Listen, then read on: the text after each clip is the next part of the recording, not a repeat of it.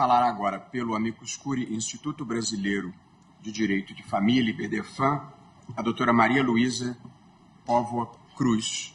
Pela conta da nossa secretária, a senhora tem 7 minutos e meio, mas vamos transformar em 8. Obrigada. É um prazer e uma honra muito grande estar aqui hoje. Meu estado é próximo daqui, meu estado de Goiás. Sinto extremamente honrada. Não cheguei a imaginar que um dia eu estaria aqui, então estou extremamente honrada e feliz. E eu queria cumprimentar todos aqui, na pessoa do nosso presidente, Excelência. Sintam-se todos cumprimentados por ele. Meus colegas advogados, estagiários, todos que estão aqui, meu muito obrigada.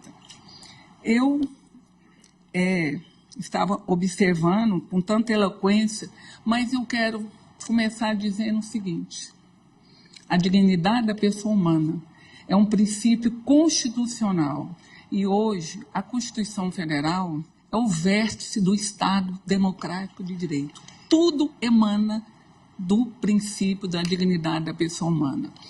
Na vigência do Código Civil de 16, onde buscava a questão extremamente patrimonial, o Código de 16 de 2002 ainda veio com a reminiscência dessa época. Norma, valor, fato da teoria tridimensional. Algumas coisas, eu acredito, ministro, que foi em decorrência da demora da tramitação. Então, ele não trouxe o arcabouço da Constituição Federal para dentro do ordenamento do direito civil. Pois bem, e quando faço a leitura do 1641 do Código Civil, inciso 2, eu vou lá na parte da capacidade, onde, em momento da minha vida, eu, aos 70 anos de idade, não posso mais praticar qual ato da vida civil? Um casamento. Eu não posso escolher o meu regime matrimonial. Sob qual fundamento? Um fundamento eminentemente patrimonial.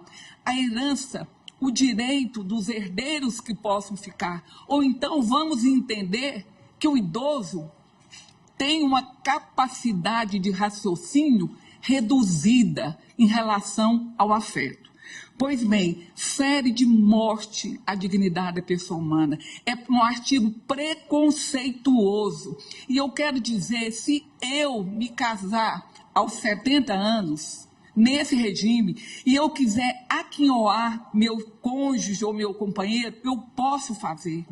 Por um ato um testamento, que é um dos atos mais revestido de solenidades que é o casamento. Pois bem, é como se dissesse que o idoso, ele é comprometido na questão afetiva. Pois bem, eu quero ler uma parte aqui, pequena aqui, e dizer o seguinte: a intervenção do Estado é excessiva, privilegiando, ministro, o aspecto patrimonial do existencial, invade uma autonomia privada regular. Eu posso exercer a minha atividade de magistrado até os 75 anos. Eu posso exercer a advocacia até o dia em que eu vou ter condições que a nitidez mental me leve a isso. Pois bem, e aqui eu digo aos senhores, eu estou com 65 anos. Será que daqui 5 anos eu não vou ter condições de escolher, eu quero casar com uma determinada pessoa, ministro? Por quê? Não, você não tem. Você tem condições de testar, você tem condições de advogar, você tem condições de fazer doação. E se eu, ministro, quiser, para esse meu companheiro, fazer um testamento, eu faço. Faço minha parte toda disponível para ele. Então, para que esse excesso? Buscar o direito patrimonial confrontando com o direito da dignidade da pessoa humana. E aqui, no mundo em que vivemos, no estágio em que se encontra nossa sociedade, o artigo 1641-2 do Código Civil, ele fere de morte a dignidade da pessoa humana, fere de morte o idoso. É como aos 70 anos eu não pudesse ter capacidade de exercício de fato. Essa capacidade, ela é tolhida aos 70 anos de idade. Não tem como, Excelência, isso sobreviver. E eu quero dizer o seguinte, nós devemos compreender que a idade cronológica, ministro, ela não deve ser um parâmetro único, absoluto, para definir quem é velho ou não. E eu quero dizer para os outros julgadores, Excelências, aqui, que a pessoa jovem também, ela se fragiliza na questão amorosa. Muitos jovens que não têm ainda 40 anos de idade se fragilizam e se deixam levar embriagado no amor, no crepúsculo do amor. E o que acontece? Também o patrimônio vai embora. Mas isso aí, quem vai cuidar do meu patrimônio sou eu, não é o poder público, não é o Estado intervencionista nessa questão. Pois bem, aqui, a realidade atual, nas próximas décadas, o Brasil vai ficar extremamente velho. Nós estamos caminhando para a questão da idade. E escolher com quem eu vou dividir o meu patrimônio, escolher como se quer dividir não só o afeto, mas também o patrimônio, tem a ver com a preservação da dignidade e a autonomia da pessoa humana. Aqui, eu me apaixonei aqui eu era uma fã do ministro César Peluso.